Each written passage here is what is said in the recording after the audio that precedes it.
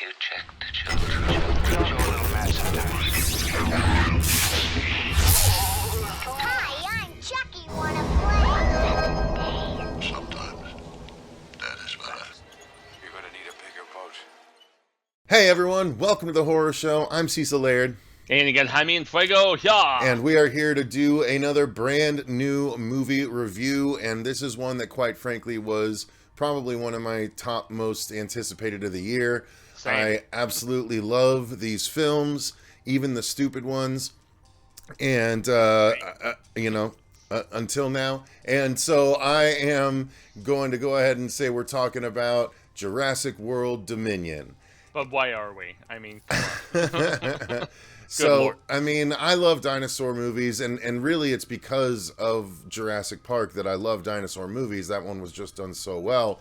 Quite frankly, none of them have measured up to that first movie out of all six. And I was just hoping that this one would measure up to number 4 at least. And unfortunately, getting into my overall thoughts, I was not happy with this film. It was, once again, I don't know what it is about these big budget movies, or not big budget, but theatrical movies that are so thin on the story this year. Yeah. Like, it's a mess. Like, and the biggest problem for me in this film is that they made the dinosaurs a backdrop for the story. The dinosaurs aren't the story. Why would the dinosaurs not be the story when they first break out into the entire world? Why would that not be the story? Yeah, I'm we get a legitimately taste of. angry about this. Yeah. So, I mean, and I haven't even let myself tap into it until just now, because we just got done watching the movie about an hour ago. Yeah. So, yeah, those are my initial thoughts, Fuego. How about you?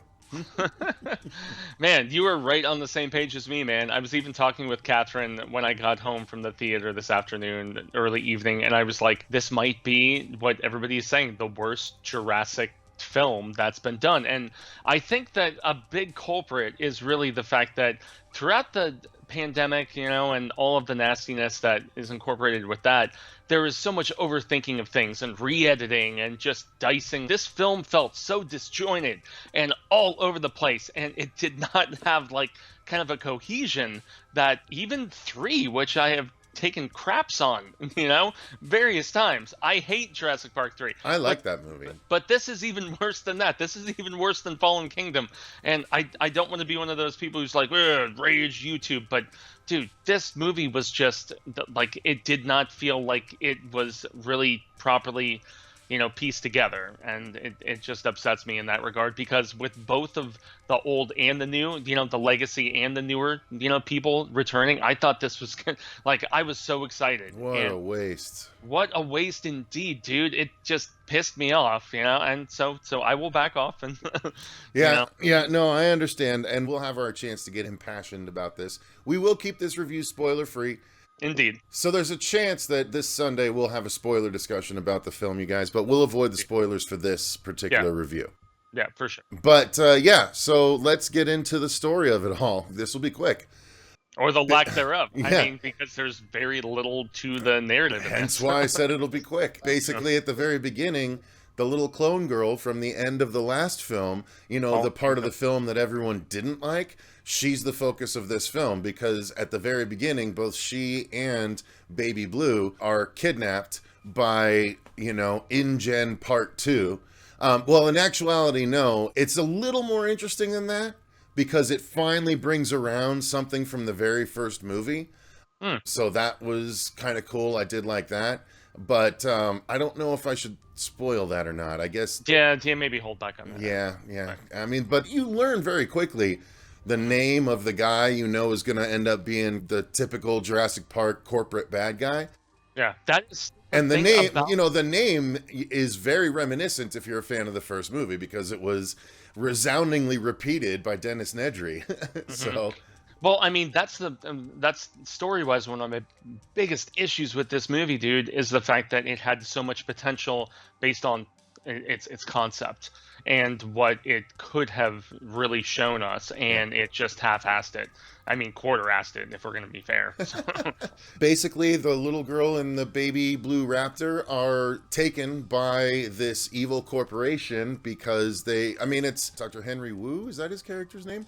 yep, Will. Yep, correct. That's where he is working now after the previous events of the last film. And Although we saw him in Camp Cretaceous, I think he was True. season 2 or 3, if I remember correctly. Can't remember, but yeah, he did appear there briefly as well. But that was before the events of the last film, which is when he disappeared. Yeah, so, yeah. Dare I say, I've had more fun with that show than I have with this latest. Except for the most recent season, even that was which wasn't that great. But nonetheless, she's kidnapped along with the baby raptor, which I've said 3 times. But that means that Chris Pratt and Bryce Dallas Howard's characters, who are still together apparently at this point, they obviously go to try and track down their daughter because they've essentially taken her in as their daughter. And Chris Pratt makes a promise to Blue to return Blue's kid as well. So valiant, yeah. And then meanwhile, Ellie Sattler is brought into the fold the most organically because the B plot of the movie is that giant prehistoric locusts are sweeping across Middle America and wiping out all crops except for this evil corporation's crops. So that's what brings Ellie to Dr. Grant, and both of them eventually come to Dr. Malcolm. Again, we're not going to spoil anything, but that's how they get involved with the story. And then it basically just becomes a tale of 2 groups of characters, and it's, I swear to God, you could have very similar to the current season of Stranger Things, where they splinter them off, and then they filmed, like, they could have presented easily the entirety of the A plot, and then the entirety of the B plot, and they clearly did that, and then just chopped it up and arranged it in kind of whatever way made the most sense for their own pacing before the groups end up meeting up. And like, the problem is the whole plot is that it's just them trying to recover these 2 things and then trying to escape after that fact. And that's all it is, with basically being dinosaur. They're set dressing. They were on the back burner. Yeah, they were on the back burner, dude. And it just drove me nuts. They're the hurdles for the characters. That's it. Yeah, and I at least appreciate the fact that they acknowledge the stuff in 3 where, why they broke up, I guess, because I really enjoyed seeing Laura Linney and, Sam Elliott on screen together. Laura Dern. Laura Linney, Derps, Fuego. But yeah, man, I mean, it was nice to see the 2 of them in the interplay, and the fact that they did acknowledge, some of the backstory. So they didn't retcon, which is so prevalent in so many of these films now. But it was so paper thin, and I did not like the whole locust, just devouring, the entirety of humanity's, stuff. Food supply. Yeah, exactly. Stuff that would help sustain themselves. And so I didn't like that overgrown sort of nastiness, amongst them. I don't know. It was as paper thin as you could find. Even just the interactions once we finally got the legacy with the new characters together, it wasn't as fun as even, some of the Disney stuff. And the Disney stuff with, like the sequel trilogy of Star Wars wasn't even that great. But no, it was basically it's the equivalent of, oh, hey. Yeah, exactly. There was one scene in particular in the 3rd act, dude, where I was sitting in the theater, and it was where all of them met up, and they all just looked at each other. They didn't have banter. They didn't have, like, a fun little discussion of wittiness or whatever. It was just, they're like, yo, what up? Even Ghostbusters Afterlife had more communication between the original Ghostbusters after they showed up than the legacy characters had with our new characters in this. It's really a sad... It's a sad situation, this movie. It really is. It really is. Yeah. It's my least favorite Jurassic film. 100%. And that's not to say, even more so than Fallen Kingdom. It's a terrible send-off. It's a season 8 of Game of Thrones situation going on right now. Oh, I was about to say, since I haven't watched Game of Thrones. Is it 6? Whatever, the last season. No, maybe it's 8. I don't know. The last season, yeah, it's that one. Well, and there's a new character that they toss in there, this black chick who's badass and fun. Yeah, she's great. I almost feel like she was having to force her kind of interaction with these derpy characters that were so poorly written. Like, well, and her growth was immediate. Yeah. Like, she was, like, unsure about something, she makes an incorrect decision, and then immediately course corrects, and then just stays on that course the rest of the movie. So, like there's growth in the character, but it happens immediately and then just carries through the rest of the film. It's unfortunate where a new character is like the most interesting because of the fact that, I mean, like the girl from Fallen Kingdom, who they tried to make so much more of a focal point in this, like she was boring to me. And they overstuffed the turkey, I guess, story wise is what I'm trying to say. And yet, you know, they could have really done so much more with all of these returning characters, you know, both like original films and newer trilogy, but they underdeveloped all of them. I can't believe this is the script they settled on. Like I'm shocked, and I still think that like there was probably something in the edit bay where they had filmed so much stuff, and the fact that they had the opportunity to overthink and to re-edit and re-show with test audiences and all this. You don't think so? I can't imagine that test audiences thought this was better like than anything else. Years? No, I know, but a lot of that was because of COVID too, right? Yeah, I mean, but they've been sitting on the footage the whole time, is what I'm saying, and you know, kind of what's been the prey of lots of other films where they overthink things because they have all of this stuff and they're just sitting around and, you know, delaying and thinking and blah blah. I don't know. I mean, here's the thing. Like, there's let's talk about the acting, where I think that everyone did fine. It's just no one had anything really interesting to do except scream and dodge digital dinosaurs. There was really not much else going on, but the legacy characters did a good job. I like Jeff when we got him, but we didn't really get much of Malcolm him, was so... great. The best joke in the movie is the shirt joke. Yeah. That was just fucking amazing. He just like looks down. Oh. I like that because that's such a callback to the meme from the first movie. Yeah. But the acting was fine. Even Chris Pratt and Bryce Dallas Howard, they're given such short shrift. I mean, it's literally just they felt survive. Yeah. Yeah. Although I did like one particular, early on, Bryce has to run away from a dinosaur, and they do a quick shot of her shoe as she takes off into a run to show she's not in heels. Yeah, to the first Jurassic World film.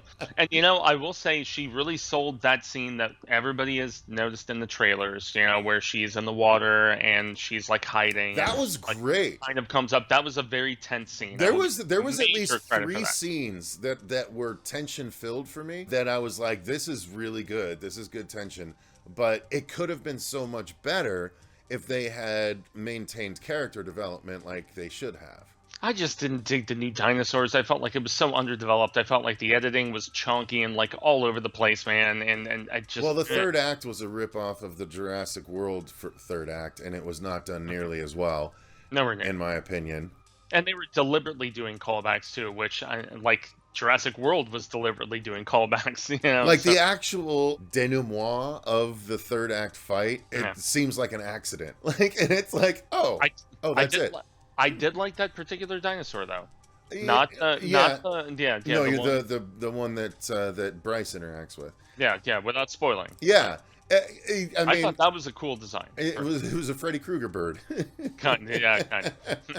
But nonetheless, it was a waste of a mosasaur. You know, like I just wished there was so much more to this movie than there was. And again, the dinosaurs were just relegated to background. Yeah, 2.5 hour runtime, 2.5 hours of nutting, honey.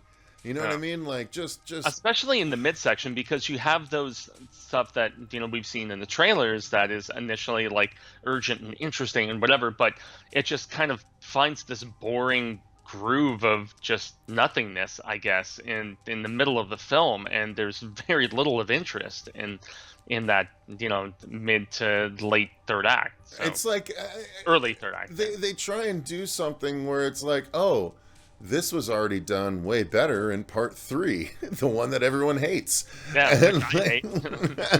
I like that movie. I do. I enjoyed the Spinosaurus. I thought he was dope. I did like the varying dinosaurs. I liked the underground dwelling dinosaurs. Those are cool and scary. You know, more like giant finned Komodo dragons. You know what I mean? Like I like those.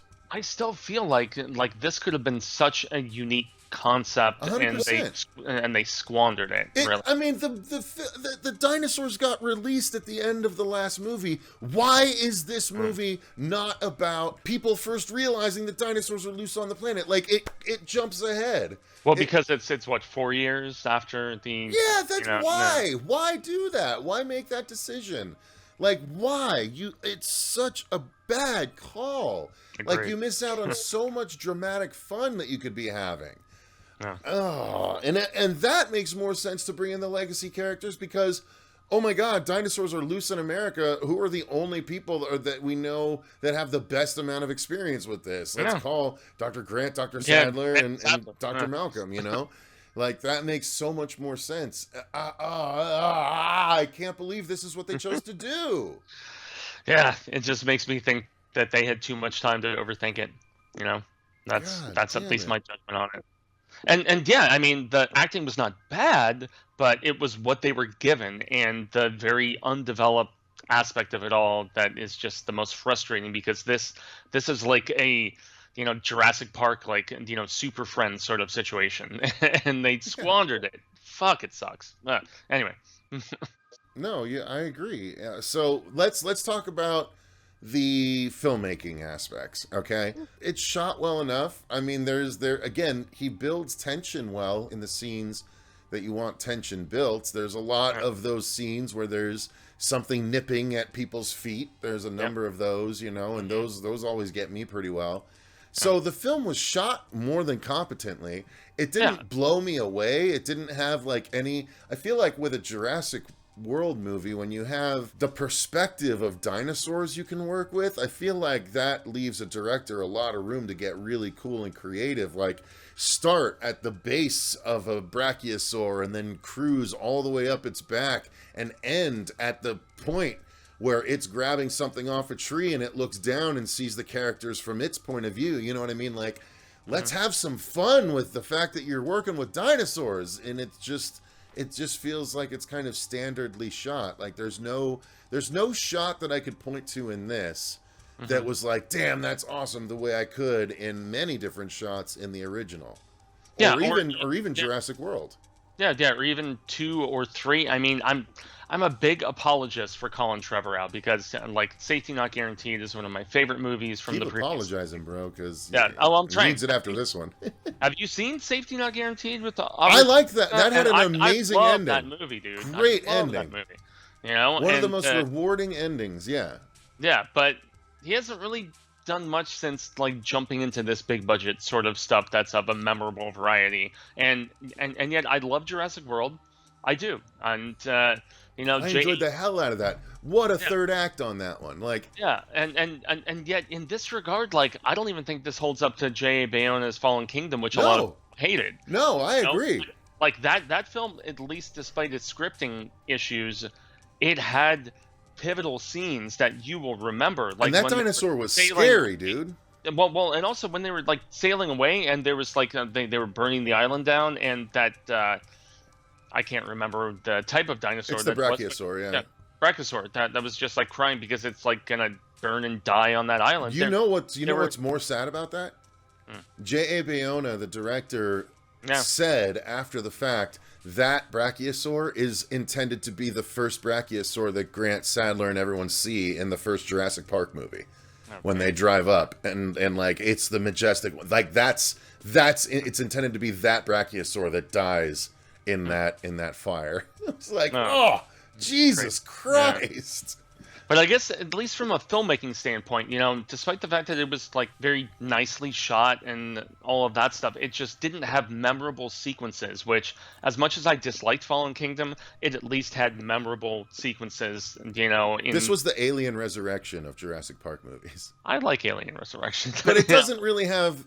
I will say, as implausible as it was, the underwater sequence was actually kind of memorable. But okay. Well, the one that I mentioned where Bryce is like kiting under the water, and then she, you know, tries to, yeah. So I mean, there's not moments that I feel like are like a hallmark of the franchise, you know, from a filmmaking standpoint. Because Fallen Kingdom, I did not like the script, especially in the third act where they got, crazy with the bidding and trying to sell dinosaurs and all that craziness. But this one, from a writing standpoint, especially with having the legacy characters and associated, it felt so flat. I didn't feel like it had an inspired sort of setting or interaction for all of them, and despite looking nice, it just did not hold up its end of the bargain for all of the talent involved. So yeah, it's very unfortunate. I guess the last thing we need to talk about is the effects.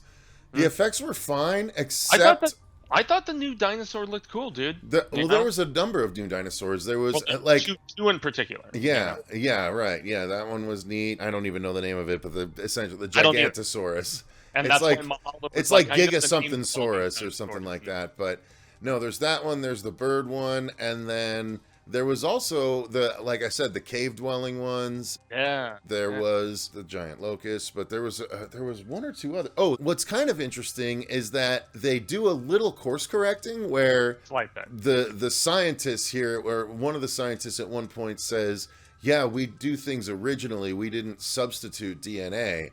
So these are how some of them would actually appear. At least that's the way I took it, because they have a raptor that they've created that's got all the feathers and shit. Oh, that's right. Yeah. They basically chalk up the anatomical discrepancies from the first series of films to the animals that they use to fill the DNA in order to create the creatures. And I was like, oh, that's kind of smart. Yeah, I mean, they were using the frog stuff, as they at least admitted in the first film. Well, and then the particular kind of lizard as well in the other creature the raptor that allows her to asexually reproduce. Yeah. Effects-wise, I liked most of it, but there was a couple of times the raptor chases, the raptors were moving way too fast. I mean, they had no weight to them. They were zipping through certain scenes, so that kind of took me out of it a little bit at times. The bigger dinosaurs that moved slower, they always looked more real. Even the T-Rex sized or the Allosauruses, there was also a couple of, oh god, what are they called? The devil dinosaurs from Camp Cretaceous. I can't remember what they were called. Yeah, I can't either. But dude, I thought that final 3 dino confrontation was very lackluster for the end of the movie, the end of a trilogy even. Again, it was so much of a weaker version of the one from Jurassic World. Yeah, I even liked the end of Fallen Kingdom with the crazy confrontation, horror style at the mansion, in comparison with the way that they played out the finale to this. And 100%. that's where it's like, man, they started so awesomely with the first Jurassic World, and then they teetered off a little bit, and then they just kind of limped to the finish line with this third film, and it's just I don't know. I'm not trying to hate hardcore, but I was very disappointed with this movie, man. Yeah, I'm not trying to spread hate either or anything like that, but I can't lie, it just was lackluster. It was disappointing. It was the weakest of the trilogy, hardcore. God, and I love these movies. I really do love these movies. I was so genuinely excited to see this. Yeah, I was jacked up for this, man. It makes me so sad. Did you see it at the Dolby? I did, yeah. Same, yeah. I mean, the seats rumbling for certain experiences and stuff, so it did elevate the aspect to a degree, but, I mean, especially for that mid, hour and a half or so, it just was, it was kind of boring. Yeah. Fortunately. So.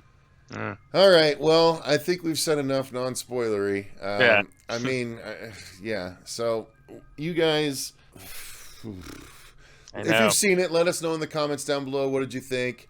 We are not alone in our sentiments, unfortunately. And right after I watched it, I went and I looked at a few headlines, and yeah, we are not alone in our thinking of this just being but negative reviews never do as well as positive reviews. But look, we cannot tell a lie, you know what I mean? Yeah. So yeah, that's gonna do it for our thoughts on Jurassic World Dominion. Let us know what you guys think in the comments down below once you've seen the movie. Thank you to all of our patrons for supporting the channel. Thank you guys very much for watching this episode. Until next time, I've been Cecil Laird. And gracias a Jaime Fuego. And remember, stay scared.